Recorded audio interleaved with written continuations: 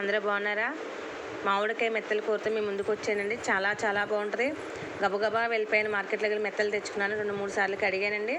అవి పెరుగు పసుపు వేసి బాగా నానబెట్టాలి మెత్తలు. పెరుగు పసుపు బాగా వేసి మెత్తలు నానబెట్టుకోవాలండి. ఒక 5 నిమిషాలు ఎక్కువ అక్కర్లేదు. నానబెట్టుకుంటే మంచిగా మీకు స్మెల్ రాదు. వండుతున్నట్టు పక్కింట్లో వాళ్ళకి కూడా తెలియదు. పెరుగండి, మజ్జిగ కాదు. పెరుగు వేసి నానబెట్టుకోవాలి. పెరుగు పసుపు కొద్ది నూనె వేస్తున్నాను. చూడండి, మెత్తలు దగ్గర చేసి వేసేసుకుంటున్నాను. మొత్తం 5-6 సార్లు నీట్గా కడిగాక పెరుగును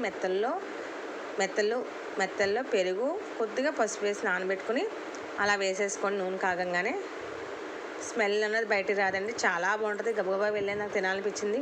మామిడికాయ చూస్తే ఎంతో టేస్టీగా అనిపించింది. మార్కెట్లోకి వెళ్ళాము, గబగబా మెత్తలు కొని తెచ్చుకున్నాం. మామిడికాయ తీసుకొచ్చానండి.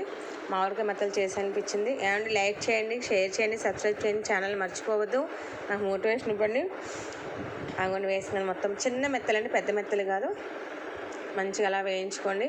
ఎర్రగా బంగారు షేడ్లో వచ్చేలా వేయించుకుంటే చాలండి. మరీ బాగా వేయించేసుకోవద్దు. అలా వేయించేసుకుని పక్కన పెట్టేసుకోవాలి నీట్గా. పెరిగి వేస్తాం కదండి, అసలు స్మెల్ రాదు. మనం వండుతున్నప్పుడు కూడా మనకు వికారం రాదు. పెరిగి ఎప్పుడైతే వేసి నానబెట్టుకున్నామో మెత్తల్ని కొద్దిగా పసుపు వేసి చాలా బాగుంటుంది. అంగని చూసారా, బ్రౌన్ షేడ్లోకి వచ్చేసినాయి మెత్తలు. అన్నీ తీసి పక్కన పెట్టేసుకోండి. నీట్గా మాత్రం మీరు తీసి పెట్టేసుకోండి. ఈ గిన్నెలో మాత్రం మళ్ళీ అదే కూరను వేయద్దు. అందులో ఆయిల్ ఎంత ఉన్నా సరే వేస్ట్ అయిపోద్ది కదండి, మీరు బాధపడద్దు. ఆయిల్ తీసేయండి. ఆయిల్ ఎప్పుడైతే తీసేస్తామో మన కూర కూడా ఇంకా టేస్ట్గా ఉంటుంది. అంగని చూడండి, కింద ఆయిల్ దగ్గర కూడా మొత్తం మెత్తలన్నీ ప్లేట్లో తీసి పెట్టేసుకోండి. చిన్న మెత్తలు తెచ్చుకోండి. రొయ్యల్లాగా చాలా టేస్ట్గా ఉంటాయి. మన పెద్ద నెత్తలు అయితే మనకి ఇబ్బంది అనిపిస్తే చిన్న నెత్తలు తెచ్చుకొని చాలా బాగుంటుంది.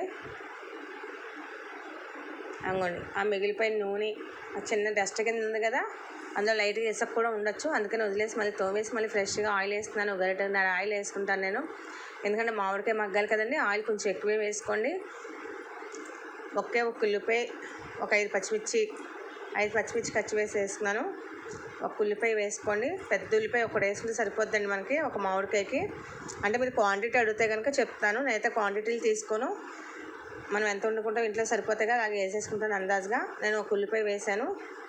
ఒక మామిడికాయకి 5 పచ్చిమిర్చి కట్ చేసి వేస్తున్నానండి. ఉల్లిపాయలు బాగా వేగేదాకా కొద్దిగా ఉప్పు కూడా వేసేసుకోండి ముందే.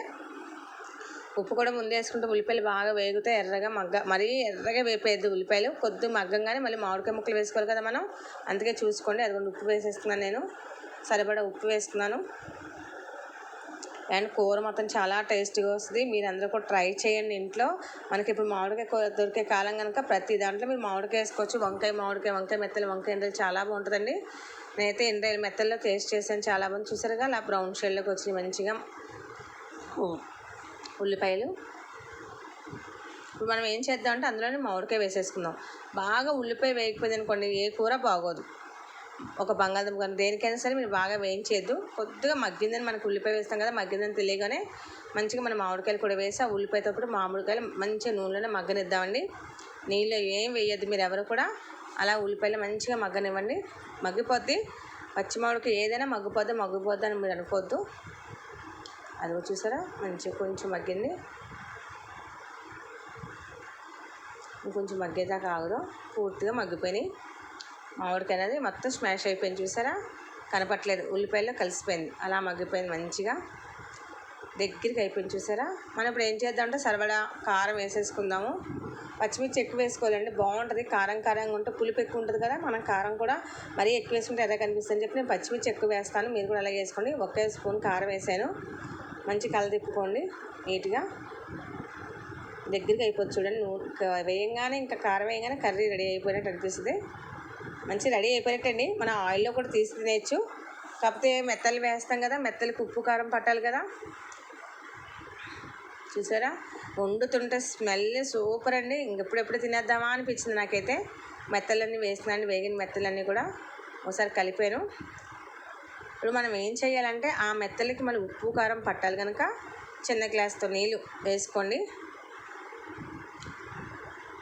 అది చిన్న గ్లాస్తో నీళ్ళు వేస్తున్నాను.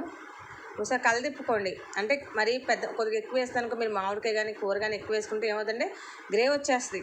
మామిడికాయ మగ్గిపోగానే జ్యూస్ లాగా వచ్చేస్తుందండి. చూడండి అగోండి, అక్కడ వాటర్ వేసినా అక్కడ ఏమీ లేదు. ఇందాక ఎలా ఉందో సేమ్ కర్రీ ఎలా ఉంది. అప్పుడు మళ్ళీ నేను కొన్ని నీళ్ళు వేసుకున్నాను, కొంచెం నీళ్ళు వేస్తున్నాను. గ్రేవీ కావాలంటే మామిడికాయ గ్రేవీ అయితే చాలా బాగుంటుంది కదా. ఇంకొన్ని వాటర్ కొంచెం వేసాను మళ్ళీ. అప్పుడు గ్రేవీలా కనిపిస్తుంది చూసారా.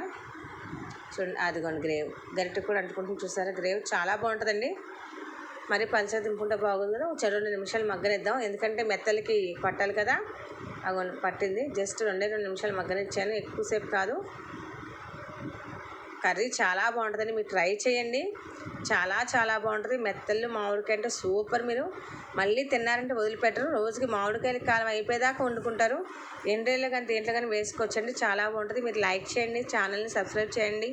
నాకు ఛానల్స్కి ఏనా ఇంతే కూడా మీరు కామెంట్స్ పెట్టండి. బాయ్, సీ ఉంటాం. ఇంకో వంటకంతో రెడీ అయిపోతా మీరు ముందుకి.